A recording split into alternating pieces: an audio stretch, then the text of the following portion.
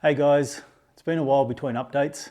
It's not because nothing's been happening, there's been plenty of work happening. It's just there's been a lot of crawling under the car, stripping paint, a lot of dirty work, a lot of stuff that just doesn't translate very well into video. But I thought I'd give a quick update on where the 66 Mustang's at. So we've got the engine sitting in place. We've started fabbing up engine mounts, so the driver's side's done, so the left-hand side of the car. So we're going to do the right-hand side. Transmission sitting in place. It's loosely mounted, so we've got a proper cross member in place from Stifler's, but it's just clamped in at the moment, so I still need to get that fixed in, but waiting to get the engine finalised, and then the transmission will be finalised. Transmission tunnel's been cut up a bit to clear the transmission. We haven't had to cut too much out. We'll probably just have to raise it about an inch to clear the transmission and take out the cross member that was in place. It's hitting some tabs on the side of the transmission. Floor pan on one side of the car's done. Haven't put the floor pan in on the other side, on the driver's side at the moment. Waiting to get the transmission done first and get that transmission tunnel fabrication done. Having the clearance of having no floor pan in there at the moment kind of makes it a lot easier to do that work. So the floor pan will get put in after all the transmission stuff sorted out. Torque boxes have been done on both sides on the front. With the engine sitting in place, just been checking for clearances. It's kind of stuff that, you know, there's no result at the end of the day. There's a lot of umming and ahhing and looking at things and making sure that everything's going to fit. Things like steering column. We put a Mustang 2 front end in the car because I had to take the shock towers out to clear the engine. So rack and pinion's gone in.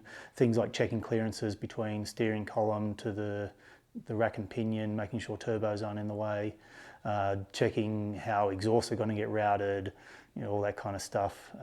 It's the kind of work that chews up a lot of time, and you think of 5 or 6 different ways to do something, but at the end of the day there's not a visual result out of it, but sometime down the track there will be a result of all of that umming and ahhing that's happened at the moment. What I want to have a look at today is the tail light panel on the car. So we stripped all the paint off of it and a whole lot of bog came out, and then revealed not too bad, but yeah, pretty nasty tail light panel with a bit of damage to it. Looks like the car got Liberace'd at one point. So there's a bit of damage in the rear of it. I've been doing some metal work on it. I'm trying to, a bit of body work on it, trying to get it straightened out. I was worried about a curve that was in the taillight panel. With the 64.5 car that we've got as well in the workshop, it came with a spare taillight panel. So I'd been referencing that panel to check the alignment and the straightness of everything on the one that's in the 66. And luckily, I watched a video from Joe Daddy's garage from 6 or 7 or 8 years ago where he replaced the taillight panel in one of these cars and he had a few issues with one. And luckily the one that he used in his video was identical to the spare one that I have from the 64.5 car that I've been using for reference. And I'll show you what the problems are with both the one that's in the car at the moment and the spare one that we have. So if we take a look at the one that's on the car at the moment, you can see that there's been a bit of history to the car. Both rear quarters have been swapped out on the car at some point in its life. It looks like on the right side they did a whole quarter, whereas on the left side they just did an outer skin kind of thing and joined it at the top.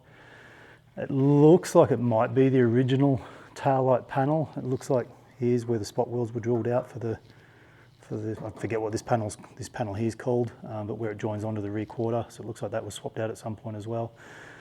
But you can see whenever they did this repair, they didn't have a welder available. So there's been quite a few spots in the car where there are pop rivets where things should have been spot welded or plug welded. So going through and drilling out all those pop rivets and prepping things to get them all welded up, and that's what will happen in this case. But yes, you can see it's pretty nasty. It's not horrible. It's pretty nasty on this side, so it needs a bit of a cleaning up if that's to stay on. If we have a look at the panel itself, it's all right on the outside, but then as we get closer to the middle, it gets a bit wavy.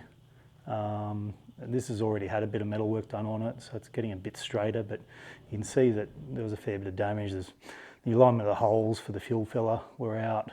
We look over this side, it's all pockmarked where I think they've tried to shrink it with a hammer at some point. Over on the left side, it doesn't look like it's been repaired before. It hasn't been drilled out, so this panel here is still original, or at least has survived one fitment of quarter panels. We look underneath, similar kind of story. It's all right on the outside, but towards the middle it gets a bit ugly.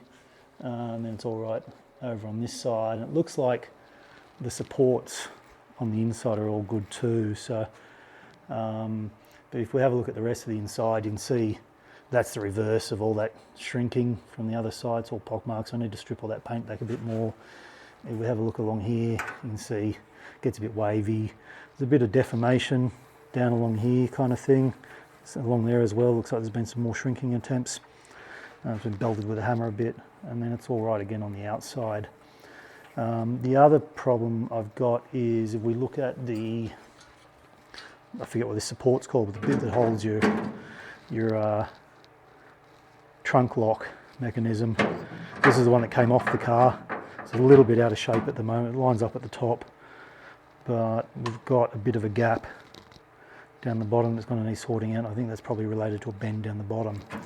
So what I was thinking was, rather than spending hours and hours and hours metalworking this one to get it right, it's a pretty straightforward process to take it off. I mean, the rivets are already gone on this side. There's a bunch of spot welds along the bottom and spot welds up the top, and you know that panel comes out pretty easy. It's literally a $110 panel for a replacement. But if we have a look at the replacement panel that I've got, which is exactly the same as the one that was in Joe Daddy's garage that he had issues with, and this is the one I was referencing, I'll just sit this on, lined up, put a clamp on it so it doesn't go dancing around.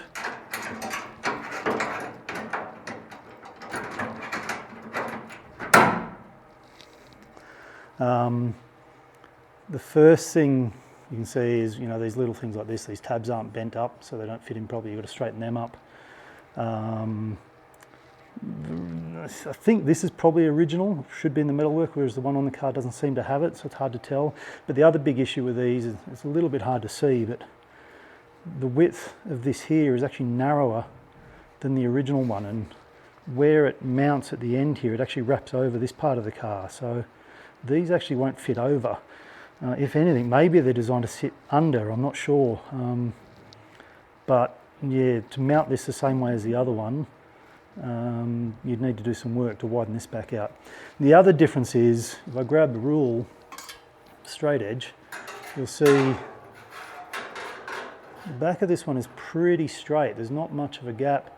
If anything, it sits high in the middle and low on the outside, whereas the other one is low in the middle and high on the outside. So I'd been referencing this one to straighten up the other one, and I was literally 5 minutes away from getting the drill out and cutting off the old one.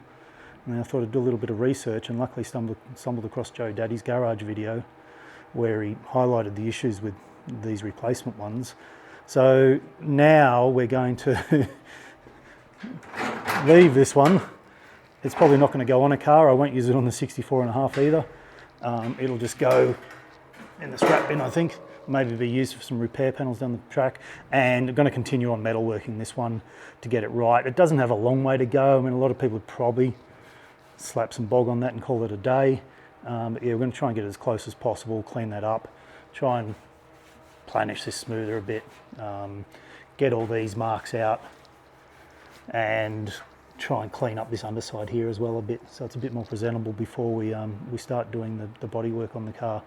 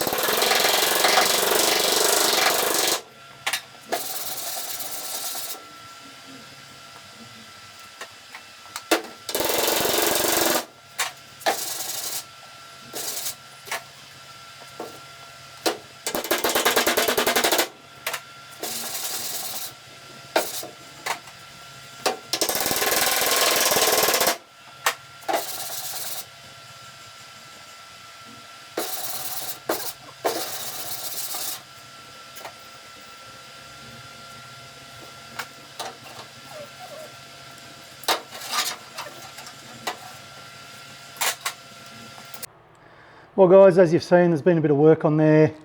Now, there's a bit of a job with the slapping file, a bit of job with the shrinking disc, a bit of job with the hammer and dollies.